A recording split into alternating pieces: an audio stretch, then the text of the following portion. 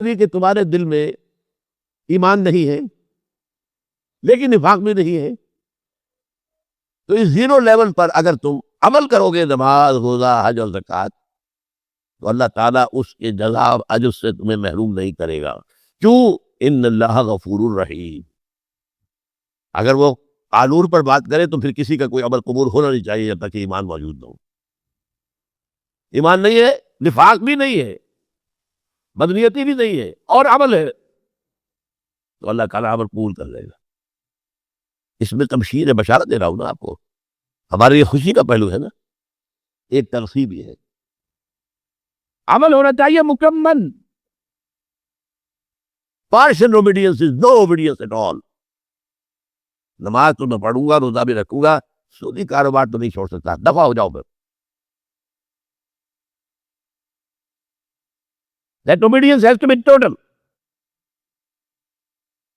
سورہ بقرہ کی 85ویں آیت میں ایسے کان کھول دیے گئے ہیں، افتؤمنون ببعض الکتاب وتکفرون ببعض، تم ہماری کتاب کے ایک حصے کو مانتے ہو اور ایک کا کفر کرتے ہو۔ نماز کس نے فرض کی؟ قرآن نے۔ اور سود کس نے حرام کیا؟ قرآن نے۔ تم نے ایک حکم کو مانا اور ایک کو اپنے پاؤں تلے رون دیا۔ فما جزاء من يفعل ذلك منكم الا خزي في الحیات الدنیا ویوم القیامۃ یردون الی اشد العذاب۔ تو جو شخص بھی یہ رویہ اختیار کریں گے ان کی اس کے سوا کوئی سزا نہیں ہے کہ دنیا میں ذلیل و خوار کر دیے جائیں اور قیامت کے دن شدید ترین عذاب میں جھونک دیے جائیں۔ علماء موجود ہیں یہاں، اشد العذاب، شدید ترین عذاب میں جھونک دیے جائیں۔ تو obedience has to be total۔ اللہ کا معاملہ یہ نہیں ہے کہ چچا بھائی تم 16 آنے میرا دین نہیں مانتے، چلو 12 نہیں مان لو، 10 آنے دفع ہو جاؤ۔ It's a package deal, leave it or take it. لینا ہے پورا لینا ہوگا، اور نہیں تو جاؤ۔ اللہ کو تمہاری غرض نہیں ہے، تمہیں اللہ کی غرض ہے۔ اب پہلی بات تو یہ کہ یہ یقین پیدا کیسے ہو؟ اللہ کرے کہ آپ کے دل میں خواہش پیدا ہو کہ میں تو چاہتا ہوں اللہ مجھے مومن مانے، میرا ایمان ایکنالج کیا جائے، تسلیم کیا جائے۔ What are the conditions? And how to get this ایمان؟ And where from to get it؟ کہاں سے ملے گا؟ کوئی سپر مارکیٹ ہے جہاں سے ایمان مل جائے؟ ہے، وہ اللہ کا کلام ہے، قرآن۔ اتر کر ہرا سے سوئے قوم آیا اور ایک نسخہ کی گیا ساتھ لائے۔ قرآن کو پڑھو لیکن ترجمہ نہیں، قرآن کو اس کی اپنی زبان میں اپنی آنکھ سے پڑھو۔ ترجمے کے اندر تاثیر نہیں رہی۔ آپ غالب کا ایک شعر سنیں اور جھوم جائیں، کیا بات کہی ہے، اس کا انگریزی میں ترجمہ کیجئے، وہ پھسپھسا ہو جائے گا۔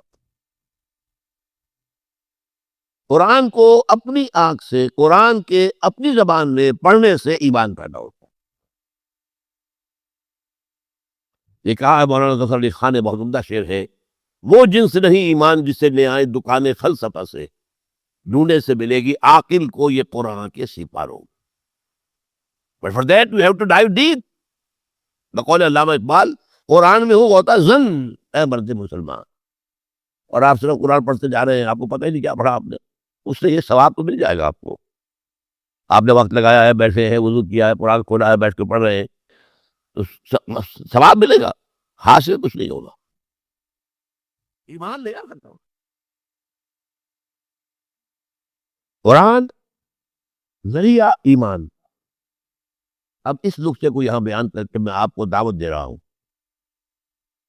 آج دنیا میں 1.5 ارب مسلمان ہیں، وہ کس کیٹیگری میں ہیں بتائیے؟ مومن ہے؟ کہیے نہیں ہے، یا قرآن جھوٹا ہے اور یا یہ مومن ہے۔ قرآن کہتا ہے انتم الاعلون ان کنتم مومنین، اگر تم مومن ہوگے تو سب سے اونچے تم ہی ہوگے۔ ہم اونچے ہیں کہ نیچے ہیں؟ 1.5 ارب ہونے کے باوجود ہماری کوئی حیثیت ہے؟ Do we have any position in the community of nations? Do we have any say in the world affairs? ہمارے وسائل پر ان کا قبضہ ہے، ہماری پالیسیاں وہ طے کرتے ہیں، ہمارے بجٹ وہ بناتے ہیں، حکم آتا ہے پیٹرول کی قیمت بڑھاؤ، حکم آتا ہے بجلی کا ریٹ بڑھاؤ، یہ کیا ہے؟ کیوں ہے دلیل؟ اور اگر خون بہ رہا ہے پوری دنیا میں، صرف مسلمان کا بہ رہا ہے، اس میں ہو گیا مانند آب ارزاں مسلمان کا لہو، 60 سال سے کشمیر میں اور فلسطین میں خون بہ رہا ہے۔ یہ پچھلے 10 سالوں سے افغانستان میں جو کچھ ہوا، عراق میں جو کچھ ہوا، اس سے پہلے Somalia, Bosnia, Chechnya, Kosovo, Philippines, ہر جگہ مسلمان کا خون بہ رہا ہے۔ تو معلوم ہوا کہ ہم، یہ میں نہیں کہتا کہ مومن کوئی بھی نہیں ہے، نہیں قدم نہیں، مومن ہے، لیکن وہ آٹے میں نمک کے برابر ہے جن کی کوئی حیثیت نہیں۔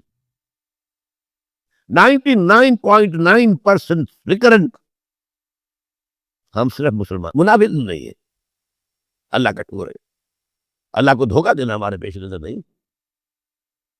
بس وہ ایک ریلا چلا تھا، جب فتح ہوئے چلو بھائی اب تو ہم مقابلہ نہیں کر سکتے محمد کا صلی اللہ علیہ وسلم، چلو بس اطاعت قبول کر دو۔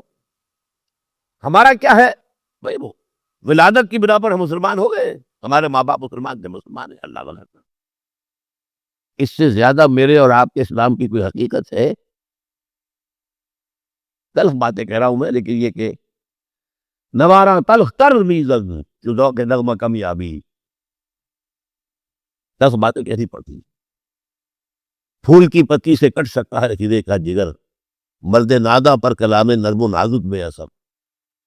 اسے سمجھ لیجیے کہ جو کفر کا ساتھی ہے وہ اللہ کا دشمن ہے، جو کفر کی نوکری کر رہا ہے وہ اللہ کا دشمن ہے، جو کفر کی چاکری کر رہا ہے وہ اللہ کا دشمن ہے۔ اگر نظام کفر کی چاکری اور نوکری اور اس کی خدمت اسی احساس کے ساتھ ہو رہی ہو کہ جیسے ایک مزدر کے لیے خنزیر کھانا جائز ہے، تب تو صحیح۔ اور اگر اس کو حلال طیبہ ہنیئا مریا، اپنی ساری توانائیاں بیچ دی، اپنی ساری جوانی گلا دی، پوری زندگی، وہ 5 سوال جن کے بارے میں فرمایا گیا لن تزول قدم ابن آدم حتی یسأل عن خمس عن عمرہ فیما افناہ وعن شبابہ فیما ابلاہ، جوانی گلا دی چاکری میں۔ میں ایک واقعہ آپ کو سنا دیتا ہوں، میرے بزرگ بھی تھے اگرچہ مجھ سے انہوں نے بیعت کی تھی، بلکہ سب سے پہلے وہی شخص تھے جنہوں نے ہاتھ کھینچ کر زبردستی مجھ سے بیعت کی تھی، حاجی عبدالواحد صاحب مرحوم مغفور۔ ایک خاتمانہ تھا، 1930 میں انہوں نے ایم اے انگلش کیا تھا۔ اس زمانے میں تحریک خلافت بھی ابھی ختم ہوئی تھی، ہجرت بھی کی تحریک تھی، وہ جوش و خروش تھا، ان کے اندر بھی جذبہ پیدا ہوا کہ دین کی کوئی خدمت کرے۔ پہلے وہ حج کے لیے گئے اور وہاں جا کر انہوں نے اپنے قیام کو 1 سال کے لیے پول دے دیا۔ مولانا عبید اللہ سندھی رحمت اللہ علیہ وہ وہاں پر مقیم تھے، ان کی صحبت سے فیض یاب ہونے کے لیے 1 سال گئے، اگلے سال کا حج کر کے واپس آئے۔ انہوں نے مجھے واقعہ سنایا، عبید اللہ سندھی انقلابی مزاج کے آدمی، آگ بھری ہوئی ہوں گے۔ اب وہ کہہ رہے تھے کہ چھوڑو اس نوکری کو، اس چاکری کو جو تم کر رہے ہو۔ کوئٹے کا ایک بہت اعلیٰ درجے کا ہائی اسکول تھا جس کے کہ وہ سب ہیڈ ماسٹر تھے اور ڈائریکٹری وغیرہ کے لیے پروموشن ہونے والی تھی۔ پھر انہوں نے کہا کہ حضرت یہ تو بات صحیح ہے، یہ بھی ہے وہ بھی ہے، لیکن دیکھیے جمعرات کی روٹیاں تو ہم سے نہیں کھائی جاتی، یعنی آخر معاش کے لیے کچھ کریں گے، یہ تو نہیں ہم کر سکتے۔ تو پہلا رد عمل تو ان کا یہ تھا، ہاں ہاں ہاں بھائی واقعی آپ کی بات صحیح ہے، بہت صحیح کہہ رہے ہیں آپ، جمعرات کی روٹیاں کھا کر کیسے آدمی کام کرے۔ اور پھر کہتے تھے وہ کہ ایسا جلال آیا ہے ان کے چہرے کے اوپر، تمہیں شرم نہیں آتی انگریز کی حکومت کی چاکری کر کے کھانا؟ یہ تمہیں بڑا حلال و طیب نظر آتا، اور مسلمان اپنا پیٹ کاٹ کر تمہیں روٹی دے تو وہ تمہیں حرام نظر آتا ہے؟ قابو تو کرو، انگریزی پڑھا رہے ہو، تنخواہ لے رہے، انگریزوں کے لیے پلک پیدا کر رہے، ان کی گاڑی کے اندر گھوڑوں کی طرح جت کر، اور اس سے تنخواہیں لینا باعزت روزی ہے۔ اور اگر مسلمان اپنا پیٹ کاٹ کر تمہاری کوئی خدمت کرے تو وہ بڑی تمہاری عزت نفس کے لیے بہت چیلنج ہے، بڑی فرق تو صرف سوچ کا ہے، حقیقت منکشف نہ ہو تو بات اور ہے، اللہ کتنی سامنے کی بات ہے۔ یا ایھا الذین آمنوا قوا انفسکم واہلیکم نارا وقودھا الناس والحجارہ یا ایھا الذین آمنوا لا تتخذوا آباءکم واخوانکم اولیاء ان استحبوا الکفر علی الایمان. کفر کو کفر اصطلاحی نہ سمجھیے، نظام کفر کے ساتھ ہم آہنگی کفر ہے، باغیوں کے ساتھ روابط اور مراسم بغاوت ہے. یہ سب اللہ کے خلاف بغاوت ہے. دنیا میں آپ اس کی چاکری کر رہے ہیں، اس کی نوکری کر رہے ہیں، آسائشوں کے لیے، آرام کے لیے، عیش کے لیے.